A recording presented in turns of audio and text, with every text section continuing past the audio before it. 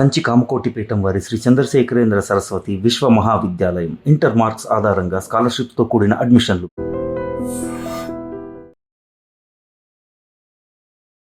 Hello ma'am. Hi అండి. చాలా మందికి గ్యాస్ట్రిక్ సమస్యలు, అలాగే కాన్స్టిపేషన్, స్టొమక్ సమస్యలతో ఇబ్బంది పడుతూ ఉంటారు. వీళ్ళకు ఎలాంటి ఫుడ్ తీసుకోవాలి అండ్ అసలు ఇవి రావడానికి కారణాలు ఏంటి ఎక్స్ప్లెయిన్ చేస్తారా? ఫస్ట్ ఆఫ్ అండి, గట్ క్లీన్గా ఉండాలి. మనం గట్ అంటే పేగులు అనుకుంటాం, మోషన్కి వెళ్ళిపోతే గట్ క్లీన్గా ఉంది అనుకుంటాం. అసలు గట్ స్టార్ట్ అయితే మౌత్ నుంచి. మౌత్ నుంచి మనం తిన్న ఫుడ్ అంతా ఇక్కడ అసిమిలేట్ అవ్వాలంటే నమలాలి, మంచిగా నమిలి అది ఈసోఫెగస్ ఆహార నాళానికి వెళ్ళి అక్కడ స్టమక్లో మొత్తం గ్యాస్ట్రిక్ జ్యూస్లో మిక్స్ అయ్యి అక్కడ పేగుల్లోకి వెళ్ళి అది న్యూట్రిషన్ కింద కన్వర్ట్ అయ్యి రిమైనింగ్ అంతా చెత్త రూపంలో రాలి. ఇది మన గట్ ప్రాబ్లం. ఇది ఎక్కడైనా క్లీన్గా ఉందా? పొద్దున్నే మార్నింగ్ బ్రష్ చేసేది ప్రాపర్గా చేస్తామా? త్రోడ్ నీళ్ళు ప్రాపర్గా తాగుతున్నామా? న్యూట్రిషియస్ ఫుడ్ ఉందా? ఇవన్నీ డైజెషన్ అవ్వడానికి ఏమైనా ఫిజికల్ యాక్టివిటీ చేస్తున్నామా? మన టైమింగ్స్ వేరు. లేట్గా తింటున్నప్పుడు ఇండియన్ వెదర్ని బట్టి వెళ్ళాలి. నేను పొద్దున్నే 9కి లెగుస్తాను, బ్రేక్ఫాస్ట్ 11కి తింటాను, లంచ్ 3కి తింటాను, డిన్నర్ 11 గంటలకు చేస్తానంటే ఎక్కడ హెల్తీగా ఉండదండి బాడీ. గ్యాస్ట్రైటిస్ ప్రాబ్లం కానీ అండ్ కాన్స్టిపేషన్ కానీ మెయిన్ రీజన్ రావడానికి కారణం మనం తినే ఫుడ్లో మోర్ ఫైబర్ లేకపోవడం వల్ల, బ్యాలెన్స్డ్ మీల్స్ లేకపోవడం వల్ల. ఎందుకు అవ్వదండి మోషన్? అసలు గట్ అనేది క్లీన్ అయిపోవాలి పొద్దున్న లేచాక. అసలు బెడ్ దిగిన వెంటనే బెల్లు కొట్టినట్టు వెళ్ళి మోషన్ అంతా ఫ్లష్ చేసి రావాలి. ఇది హెల్తీ ప్రాసెస్. హెల్తీ ప్రతి పర్సన్కి ఇది ఉంది ఖచ్చితంగా. ఇది సైకిల్ అనమాట. మనం దాన్ని టైమింగ్స్నే మార్చేసాం. పొద్దున్నే 6-6:30 మధ్యలో గట్ అనేది ఫ్లష్ అయిపోవాలి. దాని టైమింగ్ మనం మారిస్తే దాని ఇష్టం వచ్చినట్టు అది పని అయితే మనం అంటే పనులు మార్చుకోవచ్చు, టైమింగ్ని మార్చుకోవచ్చు, బట్ గట్ అనేది దాని టైమింగ్లో అది ఫ్లష్ చేస్తుంది. సో కాబట్టి నేనేమంటాను అంటే ప్రతిదీ interlink with food and physical activity. మనం తినే ఫుడ్ కూడా మంచిగా, అంటే ఇప్పుడు గ్యాస్ట్రైటిస్ ప్రాబ్లం ఉంది అనుకోండి, వాళ్ళకి కాన్స్టిపేషన్ 100% వచ్చే ఛాన్సెస్ ఉన్నాయి. ఎందుకంటే మనం తింటున్నప్పుడు నమిలి తినాలి. అండ్ మెయిన్ ఇంపార్టెంట్ ఏంటంటే టైంకి తినాలి. మీరు బ్రేక్ఫాస్ట్ హెల్దీ ఫుడ్ తింటున్నారు, లంచ్ టైంకి తింటున్నారు, అంటే లైక్ హెల్దీ ఫుడ్ తింటున్నారు, కానీ టైం దాటిన తర్వాత తిన్నారనుకోండి, ప్యాంక్రియాస్, గాల్బ్లాడర్ అని 2 గ్రంథులు ఉంటాయి. ఒక మంచి ఫ్రెష్ డైజెస్టివ్ జ్యూస్ని సీక్రెట్ చేసి స్టమక్లోకి వేస్తాయి. ఆ ఫ్రెష్ జ్యూస్ ఉన్నప్పుడు మీరు బ్రేక్ఫాస్ట్ చేయాలి.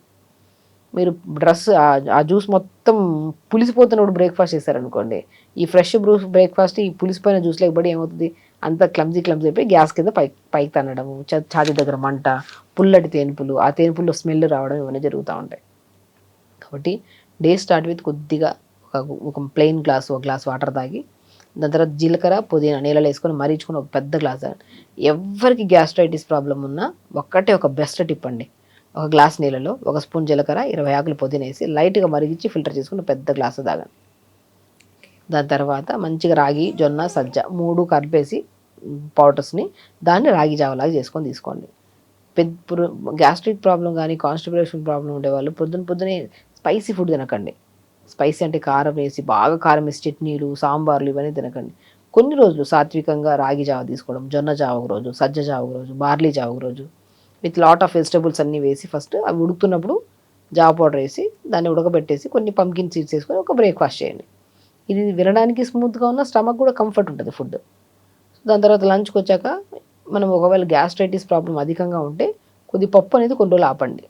కొంతమందికి పప్పు తిన్నా ఇబ్బంది ఉండదు, గ్యాస్ట్రిక్ ప్రాబ్లం అనిపించదు, బట్ పప్పు అనేది 80% ఆఫ్ ద రీజన్. కొంతమందికి గ్యాస్ ప్రాబ్లం ఉన్నప్పుడు ఎక్కువగా ఇంకా అగ్రివేట్ చేస్తుంది, తేనుపులు రావడం, గ్యాసెస్ కింద నుంచి రిలీజ్ అవ్వడం. అలాంటప్పుడు పడని ఫుడ్ మీకు మనకి అవగాహన ఉంటుంది. ఎవ్రీ శరీరం అనేది different kind of digestive system process కలిగి ఉంటుంది. కాబట్టి వాళ్ళకి ఏవి పడవో, ఏవి తింటే ఇబ్బంది పడుతున్నారో, ఇబ్బంది పడినా పర్లేదు నాకు టేస్ట్ ఇంపార్టెంట్ అని చెప్పేసి తినేసి ఇబ్బంది పడే బదులు, టేస్ట్ కంటే ఇంపార్టెంట్ హెల్త్ కదా అనేసి కొద్దిగా కాన్షియస్ అయ్యి అవి అవాయిడ్ చేయాల్సినవి అవాయిడ్ చేసి కొన్ని రోజులు రెగ్యులర్గా టైంకి ఫుడ్, వాటర్ ప్రాపర్గా తీసుకోవడం, జీరా పుదీనా వాటర్ తాగడం. అండ్ యోగాలో కూడా కంపల్సరీ భుజంగాసనం ఉంటుంది.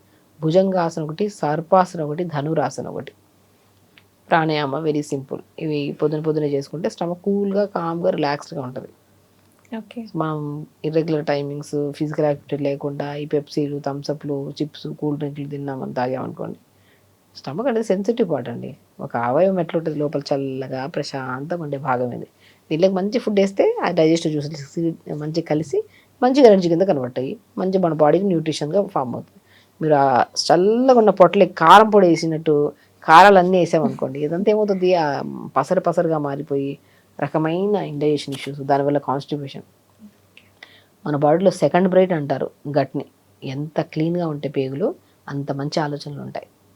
మన ముఖం మీద పింపుల్స్, జుట్టు రాలిపోవడం, బాడీ వీక్ అయిపోవడం, నరాల్లో తిమ్మిరి రావడం, ఇవన్నీ గట్లో గుడ్ బ్యాక్టీరియా లేకపోవడం వల్ల, డైజెషన్ ప్రాపర్ అవ్వకపోవడం వల్ల. గట్ అనేది హెల్తీగా ఉండాలి.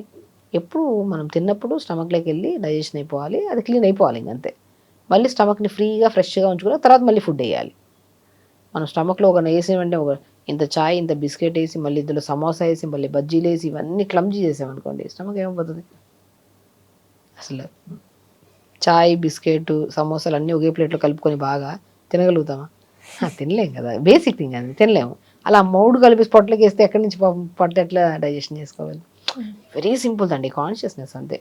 మనం బయట ఒకసారి అన్నీ కలిపి తిందాం, కడుపులోకి వెళ్ళాక. ఇప్పుడు మనం కనపడట్లేదు కదా, కడుపు వేసేసాం, కనపడందే ఆరోగ్యం. అసలు యాక్చువల్ చెప్పాలంటే కడుపులోకి ఏమొస్తున్నామో అది మీరు ఎదురుగా కూడా దాన్ని ఫీల్ అయ్యి లోపలికి వేస్తే ప్రశాంతంగా ఉంటుంది పొట్ట. అన్నీ క్లమ్జీ చేసి అన్నీ మిక్స్ చేసేస్తే పొట్ట పాడవుతుంది, గట్ హెల్తీగా ఉండదు, బ్రెయిన్ పాడవుతుంది, స్ట్రెస్, యాంగ్జైటీ, డిప్రెషన్లు, బీపీలు, కౌంట్లెస్ ప్రాబ్లమ్స్. ఆరోగ్యం అనేది ఎవ్రీథింగ్ అనేది మనం ఆలోచించి తినాలి, హెల్తీగా ఉండాలి. ఓకే, గట్ హెల్త్ కోసం అలాగే కాన్స్టిపేషన్ ఉన్న వాళ్ళకి, గ్యాస్ట్రిక్ సమస్యలు ఉన్న వాళ్ళకి మంచి హెల్తీ డైట్ చెప్పారు. థ్యాంక్ యూ సో మచ్ అండి.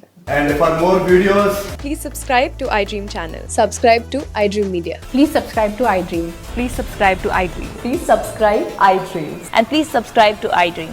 For more videos, subscribe to iDream. please like, share and subscribe to the channel. Congratulations, iDream. Subscribe to iDream. Subscribe to iDream. So subscribe to iDream Media. iDream ki iDream team andarki huge congratulations. Please subscribe iDream Media. Please subscribe to iDream. Subscribe iDream. Please subscribe to iDream. iDream అంటే నా కళల ఛానల్ను subscribe చేసుకున్న నోరు తిరుగుతలేదు, మీరైతే గంట గుర్తు కొట్టండి. For more such videos, please subscribe to iDream. Subscribe to iDream. Please subscribe to iDream. Please subscribe iDream Media. Please do subscribe to iDream. Please subscribe to iDream Media. For best entertainment and information, please subscribe iDream. And don't forget to subscribe to iDream.